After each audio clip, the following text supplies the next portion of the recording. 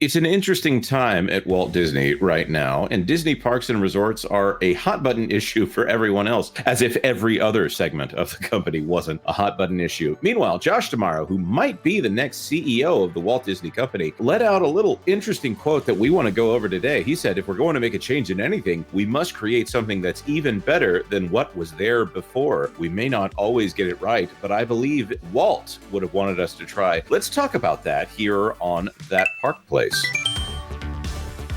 Hello, I am Jonas J. Campbell, a reporter for That Park Place, some might say an investigative one. Here with me, as always, is my theme park friend, Mr. VashSky. Vash, you got the tickets? I do have the tickets, but I don't know if they'll actually be processed today because apparently Disney's going through an IT problem right now. So we might have to wait here. But while we wait here, Jonas, let's go ahead and talk about Josh D'Amaro. Yeah, let's do it. Here's the quote. Here he is.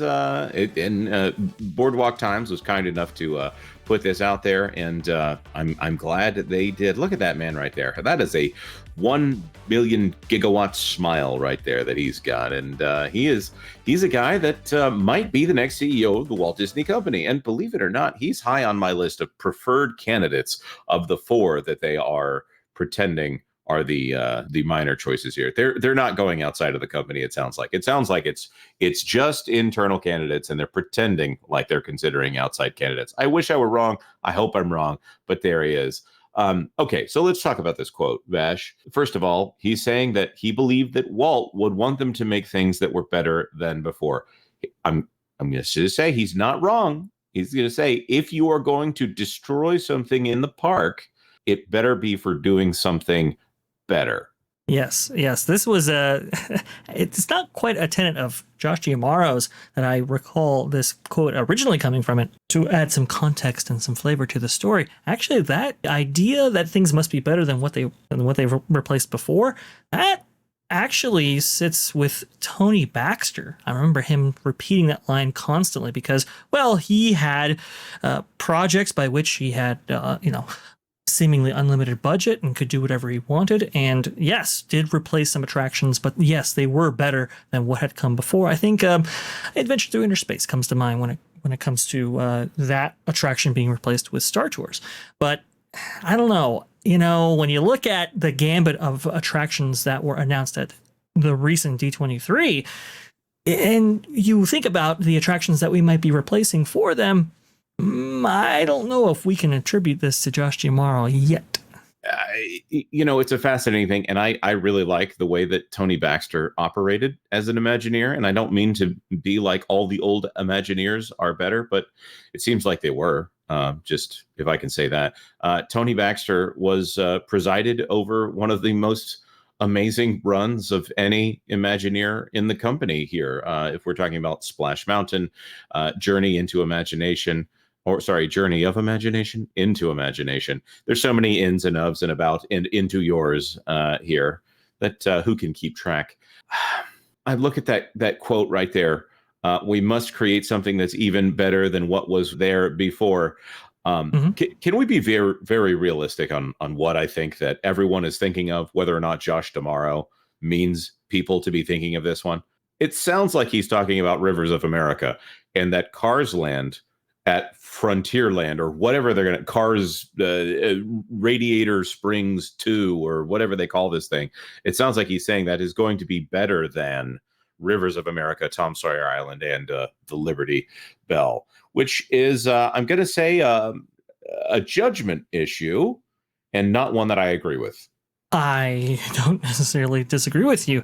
This is definitely a controversial project, and you can tell that they had maybe some misgivings about it because they didn't announce the fact that this Cars attraction that was coming to Magic Kingdom was going to replace Rivers of America specifically when they originally announced this at D23. They kind of kept that one hidden until the conference closed up and everybody went home, and then it was like, this is actually going to replace Rivers of America. Goodbye, that kind of thing. And it was like, wow, that's really something. But you know what? When we look at that Josh D'Amaro quote, it's quite interesting because I like to look at where these quotes actually came from and to get that full context of what he's talking about. And I think you're right, Jonas.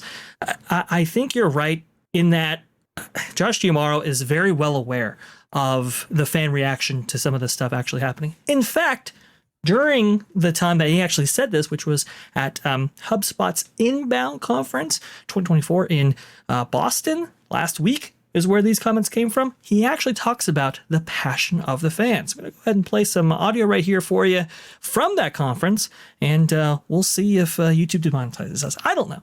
We'll see.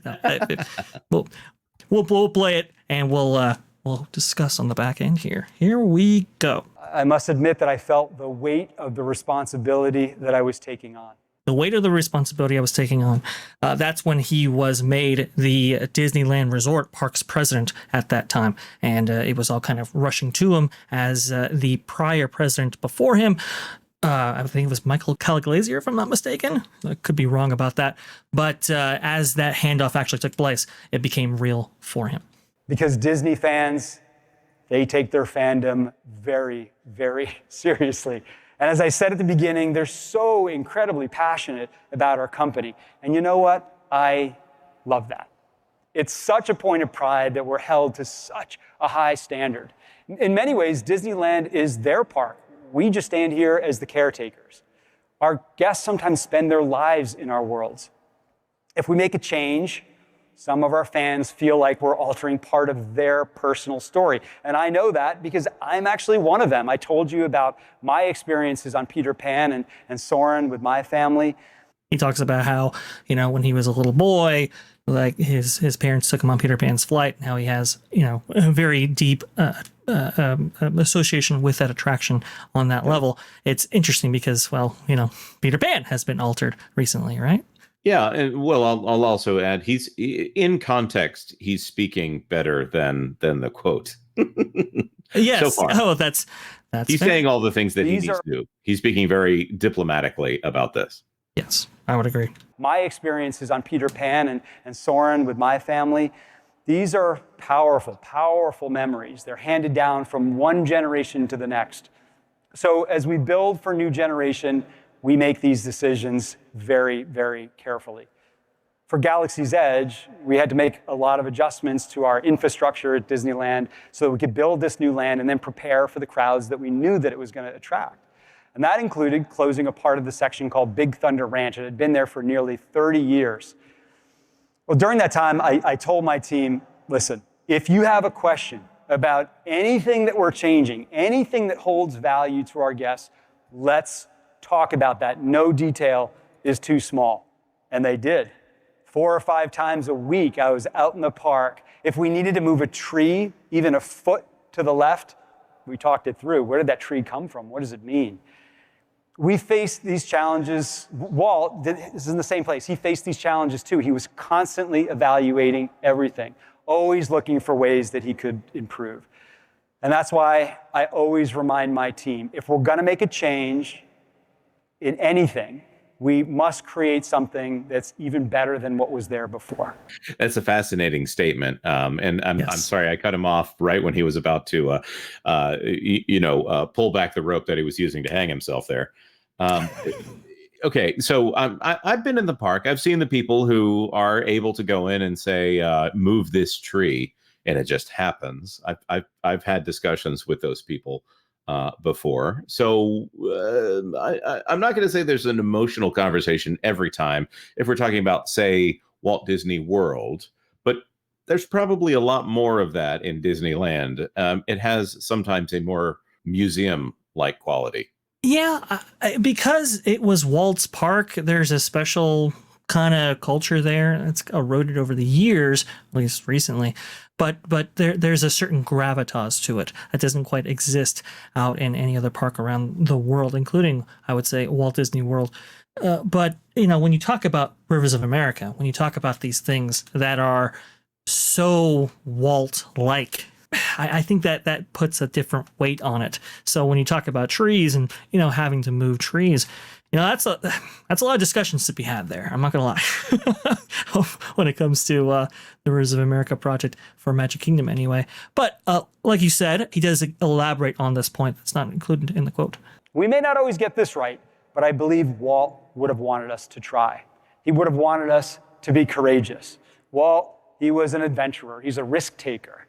This is the standard that we all live up to today. So those are the conclusion of his thoughts on that before switching to his next topic. By the way, that this was within, he broke up his I think 44-minute talk with a series of segments. This was under courage, which I guess is a guiding principle for the organization, and how he says that it was courageous to do something like Star Wars Galaxy's Edge, for example, which I think is kind of funny. No, that wasn't courageous. That was something else. That was a lot of money in order to try to respond to Universal Studios. That was if it was anything, I think it was responding in fear. It was the opposite of courage in that, if we're really using that word here. And they didn't do a good job on it, because they ended up responding not only in fear, but also cutting the legs out from under that.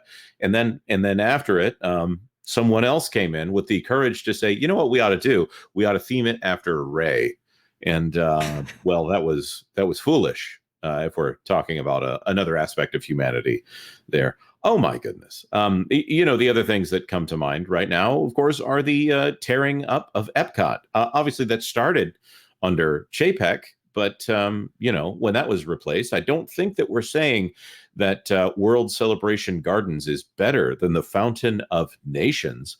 That would be something. I think changing the lights on Spaceship Earth on the outside, yeah, that's better. But replacing the lights in the floor outside of Spaceship Earth, obviously not better. The community college cafeteria sitting there next to it, also, I'm not going to say that that's better. I don't know. I don't want to do this every single time they say that they did a good job, but there was a National Geographic special talking about how they transformed Epcot. And no, they did not do a good job with that. I would very much agree with you.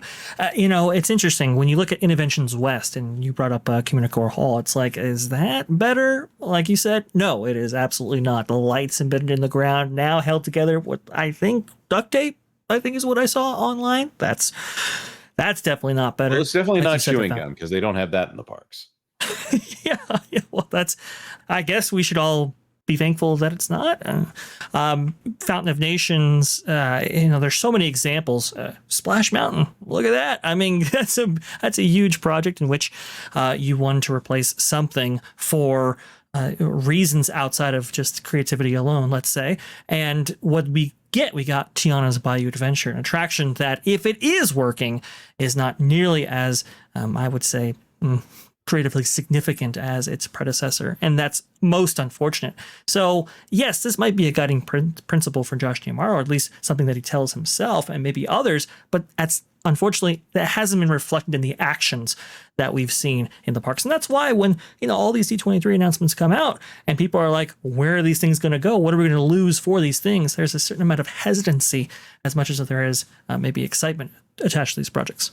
I totally agree, and obviously the Cars Land versus the Rivers of America, that's an easy decision for me. Splash Mountain versus Tiana's Bayou Adventure, that's an easy decision for me. By the way, you don't even have to talk about Song of the South if you bring up Splash Mountain. Most people didn't know that it was an issue, except for the people that are so excited to bring up old issues. We won't even bring up the original guidelines for drawing Goofy, because someone will use it to destroy that character as well. There are so many things that if you really go back, you can find a problem with anything. Whatever. We don't need to relitigate Tiana's Bayou Adventure at this point.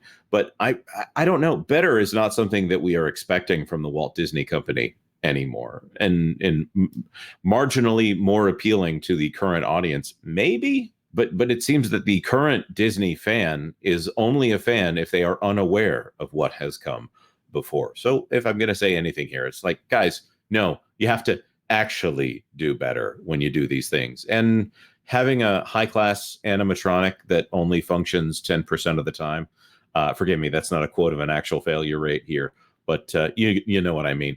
That's not the same thing as having something that operates as a solid A mode all of the time. We should not know that there is a C or a D mode like we do with, I'm not going to name the project because I don't want to insult that particular Imagineer. But anyways, Vash, is there anything you want to throw in here before we wrap this up? I just hope that whatever does end up replacing whatever with these D23 announcements and this guiding principle that Josh D'Amaro claims to use in everyday life or when they're making these decisions, I hope that is something that they really do consider and think about, because, it's one thing to lose something beloved, but get something that is totally spectacular in its place. And that, really, Tony Baxter describes this very well. It's like, look, when we did this and replaced it with this, it was, we didn't get any feedback in terms of, oh, well, you should have taken this out. Whereas when they did replace something like Tomorrowland, was it New Tomorrowland? What is it, 1998? And they replaced the people mover with rocket rods, and then rocket rods, aren't around. Well, those complaints have never stopped. It really all depends on the execution, and hopefully they take this to heart. But I don't know, Jonas. I don't have much faith. I don't have much faith either. I'm going to be honest. And right now, I don't want to say getting Josh D'Amaro out of the parks division is going to be better for the company. I think right now, I wonder if his hands are tied. If they're saying, please, we need at least the appearance of motion here. But enough of me and you. Let's throw this to the commenters. Do you think that there's a chance that they are going to turn this around, that Cars Land is actually going to be the kind of stuff that we have never seen before, even though let's ignore for a moment that Cars Land already exists out there in Disneyland, and with a plane ticket and a ticket to the park, and don't forget to make your reservation on the My Disney Experience app, you could be there within a week if you wanted to, if you really wanted to. That being said, tell us your thoughts in the comment section down below. Like this video if you like this video, and if you don't mind, consider subscribing to That Park Plays for all the news that should be fun. Thanks for watching That Park Plays News. For more information, consider checking out www.thatparkplace.com. And don't forget to subscribe, share, like, and send this out on your favorite social media accounts.